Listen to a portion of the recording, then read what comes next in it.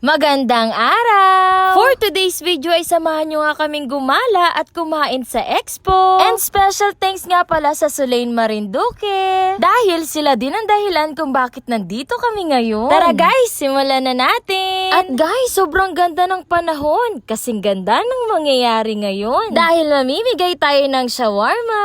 Dito nga ay pumasok na ako sa loob. At tinanong ko sila kung pwede ko silang gawan ng free promotional video. At syempre, masaya nga kami dahil pumayag naman sila. So tara na guys, order na tayo. At dito lang yan sa Nanay Alfia Shawarma House. Malayo pa nga lang ay naaamoy na namin kung gaano kasarap ito. Pati nga mga pinsan ko ay paborito rin ito. At sa mga shawarma lovers dyan, nasa Expo lang sila.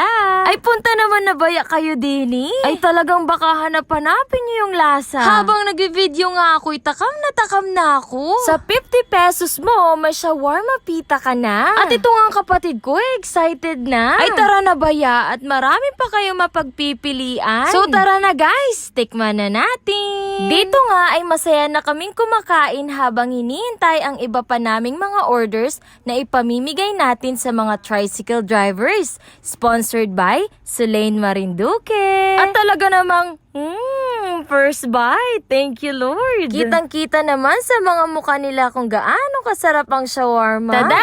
Tapos na ang mga order na hinihintay natin. Tara, samahan nyo kami at ipamigay na natin. Shoutout nga pala kay Kuyang kumaway sa atin.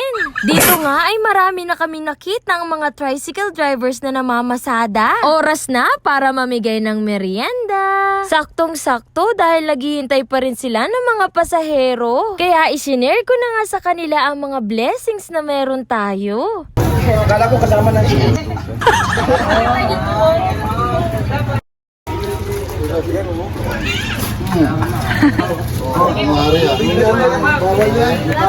Sobrang sayang makipagbanding sa kanila.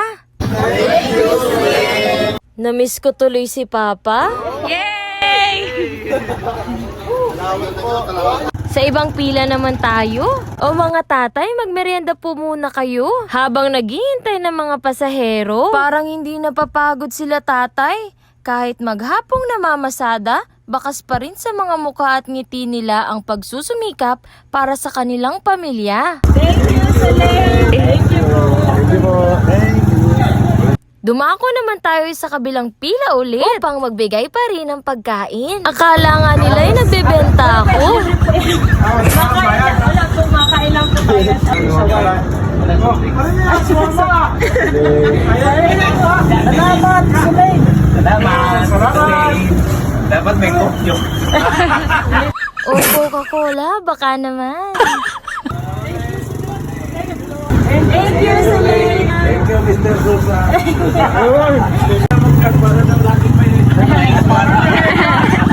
Sakto nga dahil may dalawa pa kaming natitirang shawarma. Nakakawala talaga ng pagod ang mga ngiti nila.